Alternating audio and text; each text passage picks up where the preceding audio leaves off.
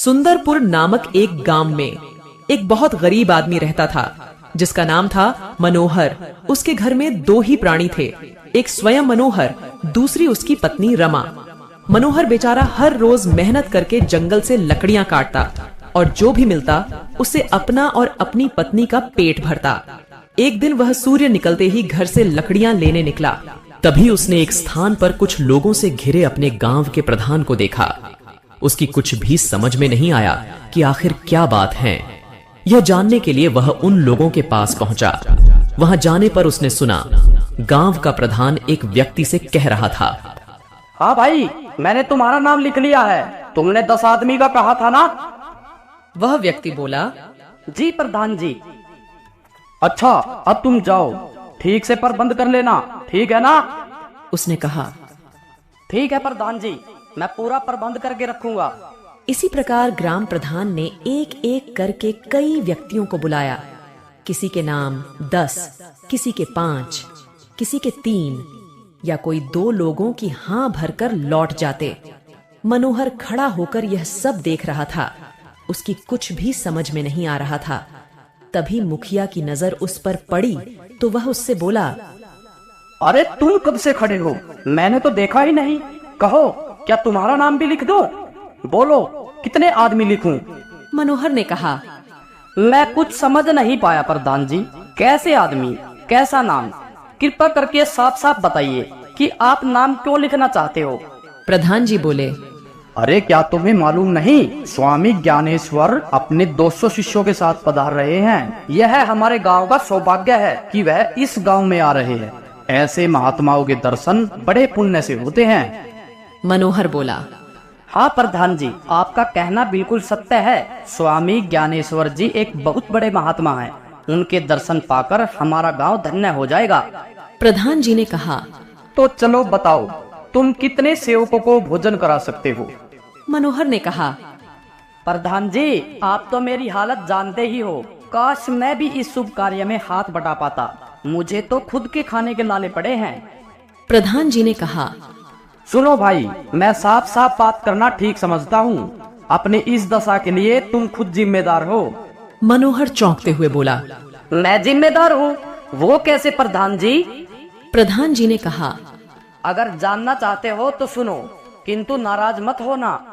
मनोहर प्रधान जी की बातें सुनकर बोला, सुनिए प्रधान जी, भला मैं क्यों नाराज होने लगा? सुनना ही चाहते हो तो सुनो। जो मनुष्य सदा अपने लिए ही सोचता है वह कभी सुखी नहीं रह सकता।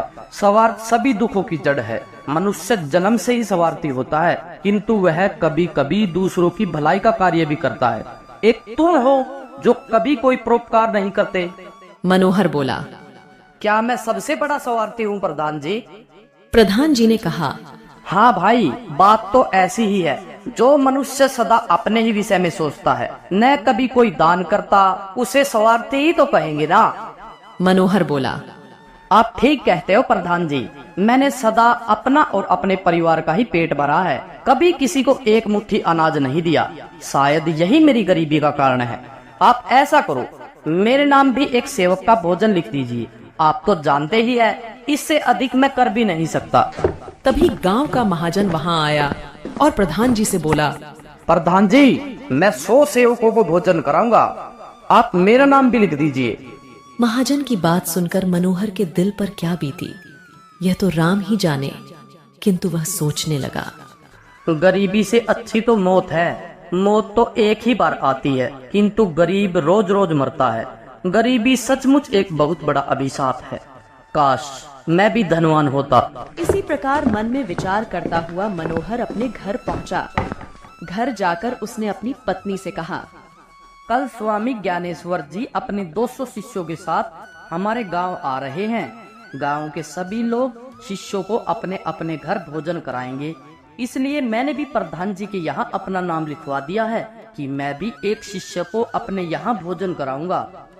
पति की बात सुनकर उसकी पत्नी अत्यंत प्रसन्न हुई और बोली, स्वामी, यह तो आपने बहुत ही अच्छा काम किया। संत महात्माओं को भोजन कराना बड़े पुण्य का काम है, किंतु घर में तो कुछ भी नहीं है। मनोहर बोला, तुम सही बोल रही हो, घर में खाने को कुछ भी नहीं है। क्या हम एक दिन के लिए भूखे नहीं रह सकते? आप ठीक कहते हो। आज हम दोनों मजदूरी करेंगे ताकि सेवकों को अच्छे से अच्छा भोजन करा सके। हमारी गरीबी तो हर रोज की है, कभी तो कोई अच्छा कार्य करना ही चाहिए। हम एक दिन भूखे ही रह लेंगे, किंतु इसका किसी को पता नहीं लगने देंगे। पत्नी की बातें सुनकर मनोहर अत्यंत प्रसन्न हुआ। उसके मन से एक बहुत भारी बोझ दूर हो गया।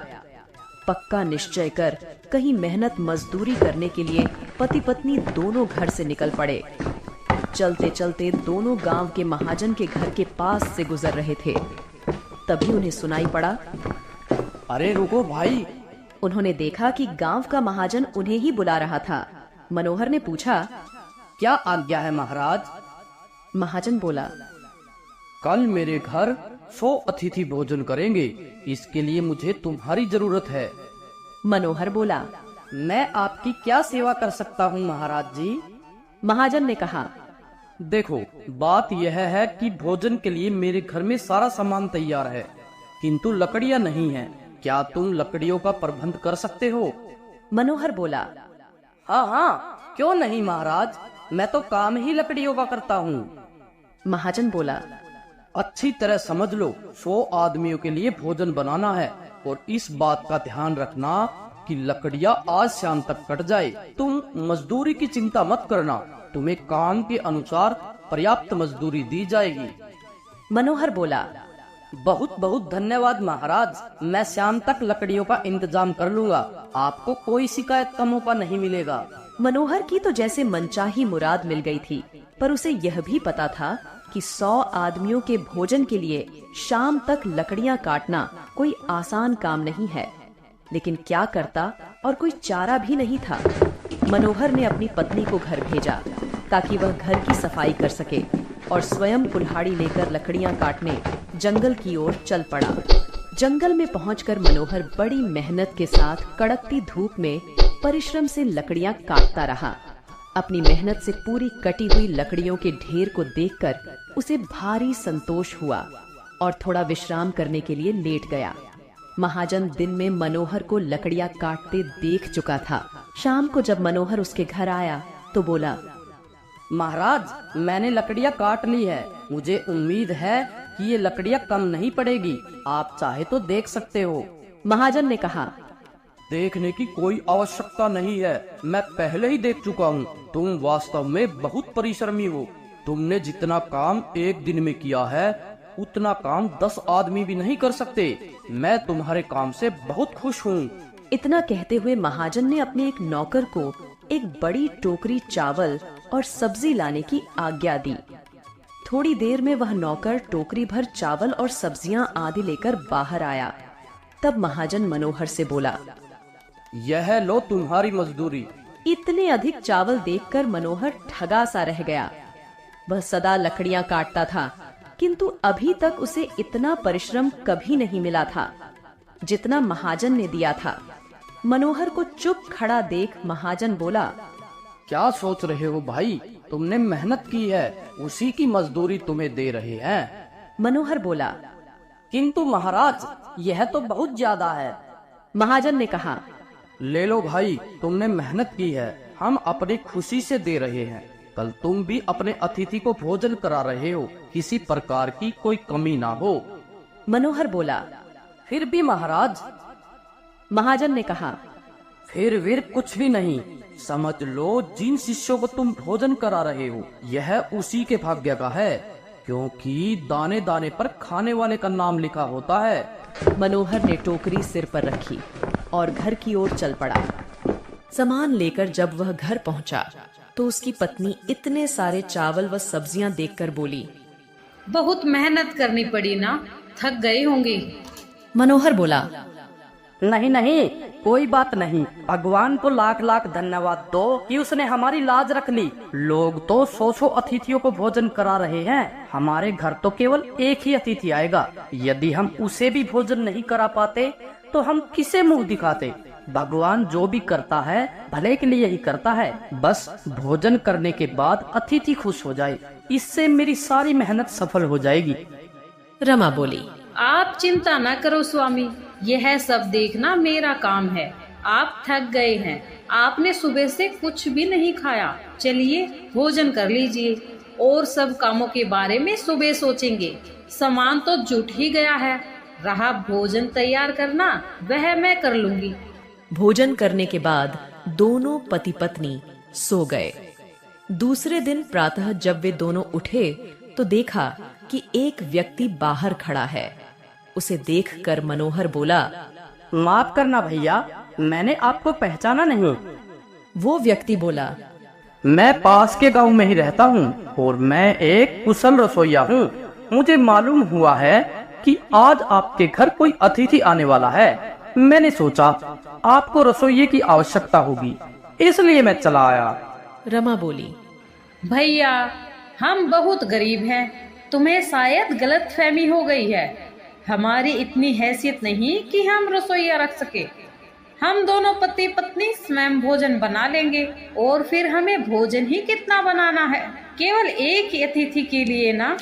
रसोइया बोला, तो कोई बात नहीं, आप पुण्य का कार्य कर रहे हैं, मैं आपसे कोई पैसा नहीं लूंगा। रमा बोली, नहीं नहीं, ऐसा नहीं हो सकता। बिना मजदूरी दिए किसी से काम कराना पाप है। रसोइया बोला, बहन ऐसा ना कहिए, मुझे अपना सेवक ही समझिए। मैं इस पुण्य काम में आपकी सहायता कर रहा हूँ। इस शुभ काम में हाथ पटाने से मुझे मत रोकिए। दोनों पति पत्नी मना करते रहे, किंतु उस व्यक्ति ने उनकी एक न सुनी और स्वयं रसोई घर में चला गया। मनोहर और उसकी पत्नी देखते ही रह गए। मनोहर ग्राम प्रधान के घर की ओर चल पड़ा, क्योंकि उसे वहां से अतिथि को लाना था। प्रधान के घर पर बहुत भीड़ थी। मनोहर मुखिया के सामने पहुंचा और बोला, प्रधान जी, मैं अपने अतिथि को लेने आया हूँ। प्रधान जी बोले, भाई क्या बताऊं, तुम्हारा नाम तो मैं लिखना ही भूल गया। मनोहर बोला, बड़ी विचित्र बात है प्रधान जी, कल मैंने स्वयं अपना नाम लिखवाया था, आज आप कहते हैं सूची में मेरा नाम ही नहीं है। प्रधान जी बोले, मुझे माफ करना भाई, अब कुछ नहीं हो सकता। सभी लोग या तो अतिथियों को ले जा चुके हैं या ले जाने के लिए खड़े हैं। बताओ इसमें मैं क्या कर सकता हूँ। मनोहर की सारी आशाओं पर पानी फिर गया। वह हारे हुए जुआरी की तरह वहां से चल पड़ा। कुछ दूर चलने के बाद उसे एक तेजस्वी पुरुष दिखाई दिया जो लोगों को उपदेश दे रहा था। मनोहर के दिल में उस तेजस्वी पुरुष को भोजन कराने की इच्छा हुई। दृढ़ निश्चय कर वह चल पड़ा और सीधे जाकर उसने महात्मा के पांव पकड़ लिए। उसका यह व्यवहार देखकर महात्मा जी को बड़ा आश्चर्य हुआ। वह बोले, तुम्हें क्या दुख है प्राणी? मनोहर बोला, महात्मा जी, मेरा दुख आप ही दूर कर सकते हैं। मैं बड़ी उम्मीद लेकर आपके पास आया हूँ। इतना कहकर वह बिलख बिलख कर रोने लगा। महात्मा जी बोले, रो मत बच्चा, बताओ तुम्हें क्या दुख है। यदि संभव हुआ तो मैं तुम्हारा दुख दूर करने का प्रयत्न करूंगा।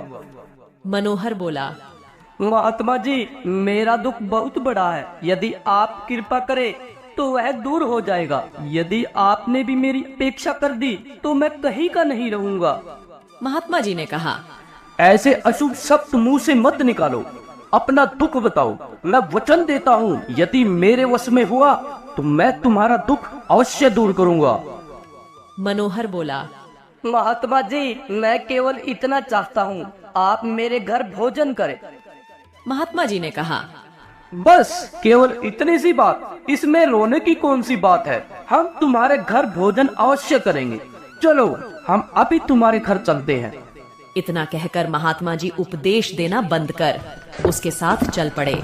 यह देख सभा में उपस्थित सभी व्यक्तियों को बड़ा आश्चर्य हुआ कि एक दरिद्र व्यक्ति के लिए महात्मा जी ने अपना भाषण बंद कर दिया। यह महात्मा जी और कोई नहीं, स्वामी ज्ञानेश्वर थे। उन्हें अपने घर भोजन कराना बड़े गौरव की बात थी। स्वामी ज्ञानेश्वर मनोहर के घर पहुंचे। मनोहर और उसकी पत्नी ने श्रद्धा और भक्ति के साथ उन्हें आसन पर बैठाया और भोजन कराया। जब स्वामी ज्ञानेश्वर भोजन कर चुके थे तो मनोहर हाथ जोड़कर बोला, महात्मा जी, आपने मुझ गरीब के घर में भोजन करके जो उपकार किया है, इसके लिए मैं जन्म जन्म तक आपका ऋणी रहूंगा। मेरी समझ नहीं आता कि मैं किन शब्दों से आपका आभार प्रकट करूं। ज्ञानेश्वर महाराज जी बोले, देखो बच्चा, सच तो यह है कि छोटा या बड़ा कोई नहीं होता। छोटे बड़े का भेद तो अज्ञानी मनुष्यों का बनाया हुआ है। मनोहर बोला, यह तो आपकी उदारता है महाराज, नहीं तो मैं एक अधम प्राणी हूँ। महात्मा जी ने कहा, नहीं नहीं, तुम अधम नहीं हो, तुम महान हो। जिसका मन पवित्र है वह मनुष्य कभी अधम नहीं हो सकता। जो परिश्रम करता है वह हमारी दृष्टि में महान है। जो परिश्रम नहीं करता उसे हम नीच समझते हैं। तुमने जो परिश्रम किया है उसे चाहे दुनिया देखे या ना देखे, किंतु भगवान ने देखा है। क्या तुम उस रसोइये को जानते हो जो रसोई का काम कर रहे थे? वो स्वयं इंद्र भगवान थे। लेकिन घटाओं से पानी के बजाय केवल मनोहर के घर में ही हीरे, जवाहरात इत्यादि की वर्षा हो रही थी। मनोहर बहुत खुश हुआ और सभी गांव वाले मनोहर की जय जयकार करने लगे। कोई इस बात की कल्पना भी नहीं कर सकता था कि ऐसा दरिद्र आदमी, जिसे भर पेट भोजन मिलना भी मुश्किल था, वो एक दिन इतना बड़ा धनवान हो जाएगा। ग्राम प्रधान, जो कल तक मनोहर से सीधे मुंह बात भी नहीं करता था, वो बोला, तुम्हारी भक्ति सच्ची थी मनोहर। लगता है हम सब दिखावा करते थे। तुम्हारी भक्ति के सामने हम सब बौने रह गए हैं। तुम जीत गए हो और हम हार गए हैं। यह सब स्वामी ज्ञानेश्वर महाराज की कृपा का परिणाम है।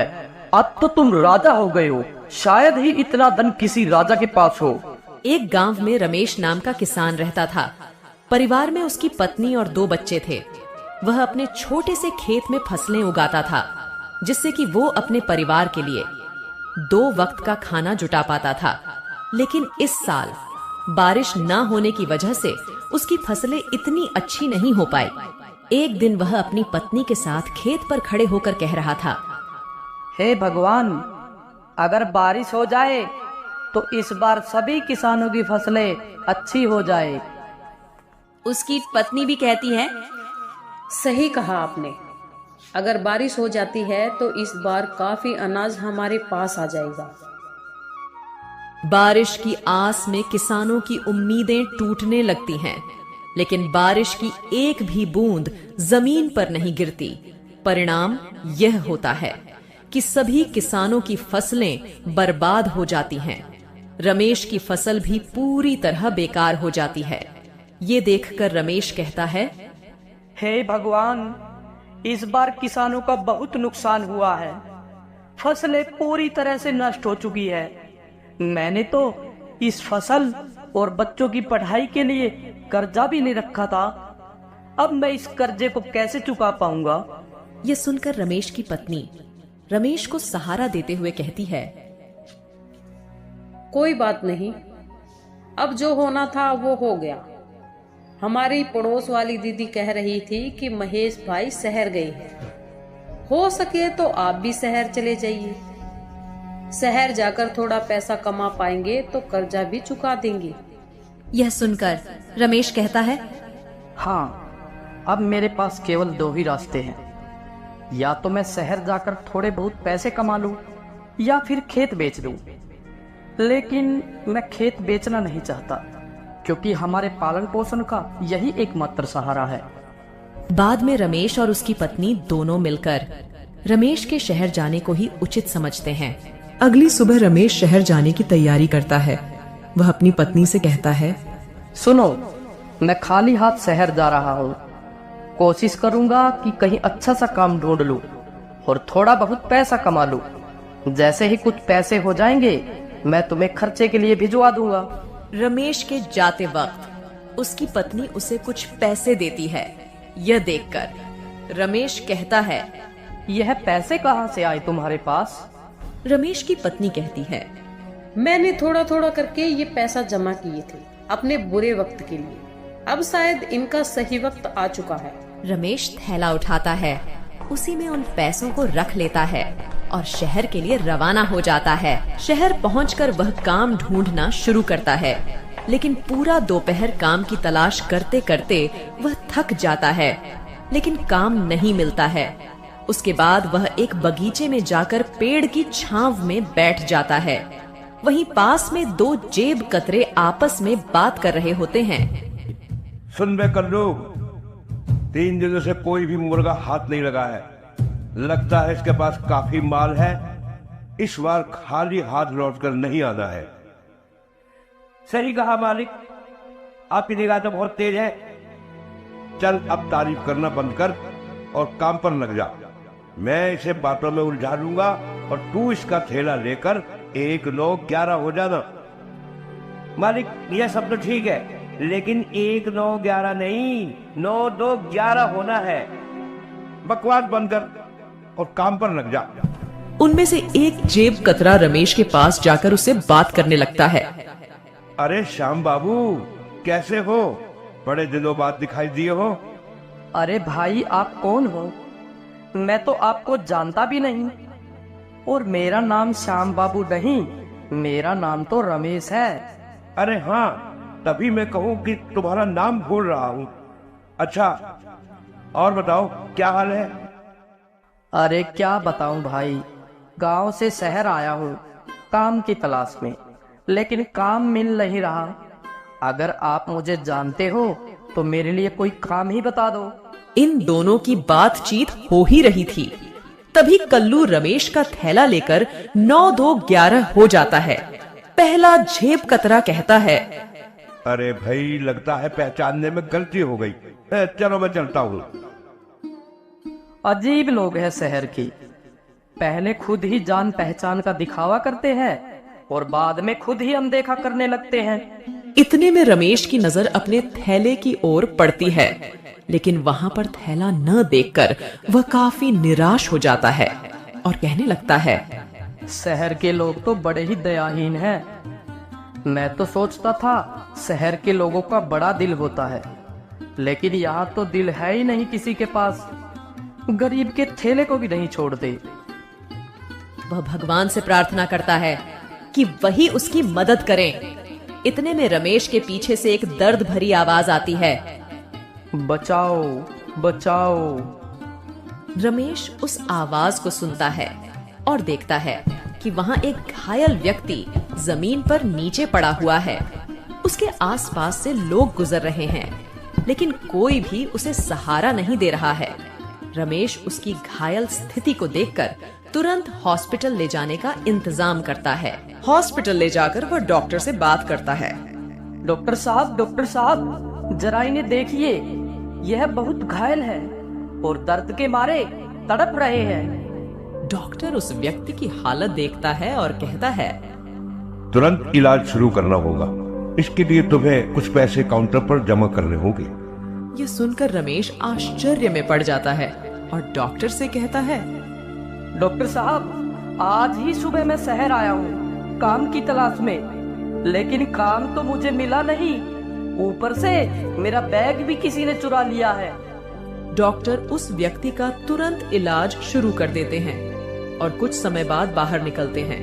तभी रमेश अपनी जेब से एक पर्स निकालता है, जो उसे घायल व्यक्ति को हॉस्पिटल लाते हुए उसकी जेब से गिरते हुए मिल गया था। वह उसे डॉक्टर को दिखाते हुए कहता है, ये लीजिए डॉक्टर साहब, ये इन्हीं का पर्स है।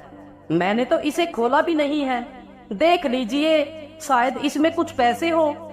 डॉक्टर उस पर्स को चेक करता है तो उसमें बहुत सारे आईडी कार्ड और क्रेडिट कार्ड होते हैं। जब डॉक्टर उनकी आईडी कार्ड को चेक करता है तो उसे पता चलता है कि यह तो शहर के सबसे अमीर आदमी है। वो तुरंत रमेश से कहता है, अच्छा हुआ जो तुम इन्हें हॉस्पिटल लेकर आ गए। तुम जानते हो ये शहर के सबसे बड़े आदमी हैं। मुझे नहीं पता डॉक्टर साहब, मैंने तो अपना फर्ज निभाया है। डॉक्टर रमेश को शाबाशी देता है और कहता है, कल सुबह इन्हें होश आ जाएगा। तुम कल सुबह आकर इनसे मिल सकते हो। रमेश रात भर उस गार्डन में ही सोता है और सुबह होते ही वह हॉस्पिटल वापस आ जाता है और डॉक्टर से पूछता है, डॉक्टर साहब, अब इनकी तबीयत कैसी है? डॉक्टर कहता है, हाँ, अब बिल्कुल ठीक है, तुम इनसे मिल सकते हो। डॉक्टर उस व्यक्ति से रमेश का परिचय कराते हुए कहता है, यह रमेश जी हैं। इन्होंने ही आपकी जान बचाई है। घायल अवस्था में यही आपको हॉस्पिटल लेकर आए थे। यह सुनकर अशोक जी कहते हैं, धन्यवाद मेरी जान बचाने के लिए। तुम कौन हो और क्या करते हो? तभी रमेश कहता है, मैं गांव से शहर आया हूँ एक अच्छे से काम की तलाश में, लेकिन अभी तक मुझे कोई भी काम नहीं मिला है। मेरे ऊपर कर्ज है, मैं उस कर्ज से मुक्त होना चाहता हूँ, इसलिए मैं शहर पैसे कमाने के लिए आया हूँ। अशोक जी ये सोचकर हैरान हो जाते हैं कि यह व्यक्ति इतनी परेशानी में होते हुए भी मुझे हॉस्पिटल लेकर आया। वह कहते हैं, मुझे जानकर बहुत अच्छा लगा कि इस समय भी तुम जैसा अच्छा और ईमानदार इंसान है। एक काम करना, कल मेरी छुट्टी है तो तुम कल सुबह ठीक इसी समय आना। मेरे पास तुम्हारे लिए काफी अच्छा काम है। रमेश शुक्रिया अदा करते हुए वहां से चला जाता है। अगले दिन ठीक उसी समय हॉस्पिटल पहुंचता है। हॉस्पिटल से वे दोनों अशोक जी के घर के लिए रवाना हो जाते हैं। घर में प्रवेश करते वक्त रमेश उनके बड़े से महल और बड़ी बड़ी गाड़ियां देखकर हैरान रह जाता है और सोचता है कि यह व्यक्ति कितने अमीर होंगे। रमेश अंदर जाकर सोफे पर बैठ जाता है। तभी अशोक जी नौकर से उसके लिए पानी और खाने के लिए कुछ लाने को कहते हैं। अशोक जी कहते हैं, रमेश तुम कुछ खा पी लो, मैं 15 मिनट में आता हूँ। कुछ देर बाद अशोक जी आते हैं और कहते हैं, रमेश शहर के बाहर मेरी एक बड़ी फैक्ट्री है जिसमें खेती से जुड़े उत्पाद बनाए जाते हैं। खाने पीने का कोई झंझट नहीं है। वहाँ पर तुम्हें खाने पीने को सब मिलेगा, रहने को घर मिलेगा। अगर तुम सहमत हो तो तुम इस काम को कर सकते हो। रमेश कहता है, यह तो मेरे लिए बहुत ही अच्छी बात है। वैसे भी मैं एक किसान हूँ, खेती बाड़ी के बारे में मुझे बहुत अच्छे से पता है। मैं इस काम को अच्छे से कर पाऊंगा। अशोक जी कहते हैं, तुम चाहो तो अपने परिवार को भी यहाँ लाकर रह सकते हो। अशोक जी रमेश को कुछ पैसे देते हैं जिससे वह अपने कर्ज को चुका पाए। फिर रमेश गांव जाता है और अपने कर्जे को पूरी तरह चुका देता है और अपने परिवार के साथ शहर वापस लौट आता है। अशोक जी रमेश के दोनों बच्चों की पढ़ाई का खर्चा भी खुद ही उठाते हैं और उनके